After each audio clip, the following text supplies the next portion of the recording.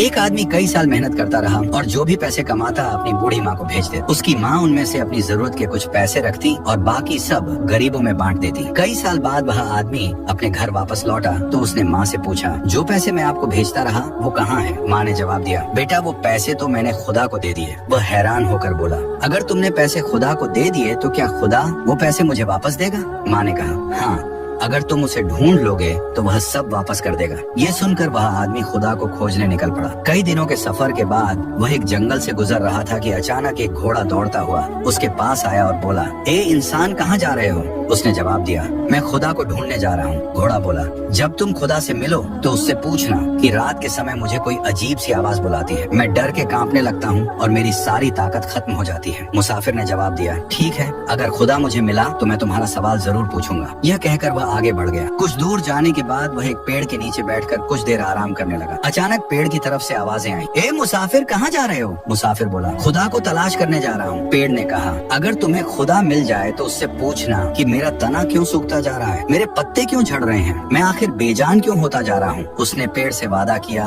اور آگے بڑھ گیا۔ چلتے چلتے راستے میں اسے ایک درویش ملا۔ درویش نے پوچھا، کہاں جا رہے ہو مسافر؟ مسافر نے جواب دیا، میں خدا کو ڈھونڈنے جا رہا ہوں۔ پھر اس نے پورا واقعہ سنایا کہ کیسے اس کی ماں نے اس کی کمائی خدا کو دے دی اور کیسے گھوڑے اور پیڑ نے اس سے سوال کیے ہیں۔ درویش مسکرا کر بولا، خدا تو ابھی کچھ ہی دیر پہلے تمہارے پیسے واپس کرنے تمہارے گھر کی طرف روانہ ہوا ہے، اور تم جو سوال لے کر آئے ہو اس کے جواب میں تمہیں دے دیتا ہوں۔ گھوڑے سے کہنا، جب تک تم پر کوئی انسان سواری نہیں کرے گا تب تک تم اسی طرح کمزور اور ڈرتے رہو گے، اور پیڑ سے کہنا، تمہارے نیچے خزانہ دفن ہے، جب تک وہ خزانہ نہیں نکالا جائے گا تم ہرے بھرے نہیں ہو سکتے۔ یہ سن کر اس آدمی نے درویش کا شکریہ ادا کیا اور واپس چل پڑا۔ سب سے پہلے وہ گھوڑے کے پاس پہنچا اور اسے اس کے سوال کا جواب بتایا۔ گھوڑا بولا، تم بھی تو انسان ہو، تم ہی مجھے سواری کے لیے رکھ لو تاکہ میں ٹھیک ہو جاؤں۔ وہ گھوڑے پر بیٹھ کر پیڑ کی طرف چل پڑا۔ جب وہ پیڑ کے پاس پہنچا تو اس نے پوچھا، اے انسان، کیا تم میرے سوال کا جواب لائے ہو؟ مسافر نے جواب دیا، تمہاری جڑوں میں خزانہ چھپا ہوا ہے، جب تک وہ خزانہ نہیں نکلے گا تم ہرے بھرے نہیں ہو سکتے۔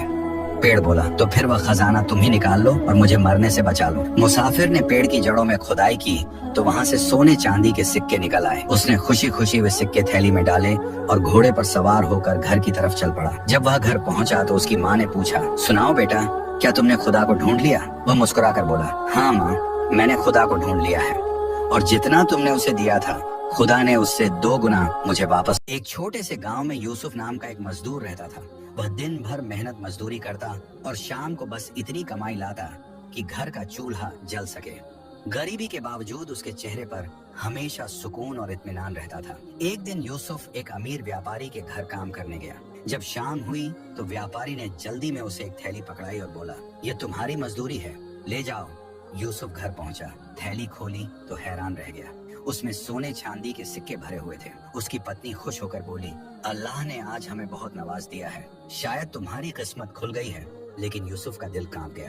وہ بولا، نہیں، یہ میری کمائی نہیں ہے، یہ کسی کی امانت ہے، اگر میں نے اسے رکھ لیا تو میں چور بن جاؤں گا، اور اللہ کے یہاں چور کی کوئی عزت نہیں ہوتی۔ رات کے اندھیرے میں یوسف وہ تھیلی واپس ویاپاری کے گھر لے گیا۔ دروازہ کھٹکھٹایا، ویاپاری آیا تو حیران رہ گیا۔ یوسف نے کہا، یہ آپ کی تھیلی ہے، شاید آپ نے غلطی سے زیادہ دے دی۔ ویاپاری کی آنکھوں میں آنسو آ گئے۔ بولا، میں نے تمہیں آزمایا تھا یوسف، دیکھنا چاہتا تھا کہ تم ایمان والے ہو یا لالچی۔ آج تم نے مجھے سچائی کا مطلب سمجھا دیا۔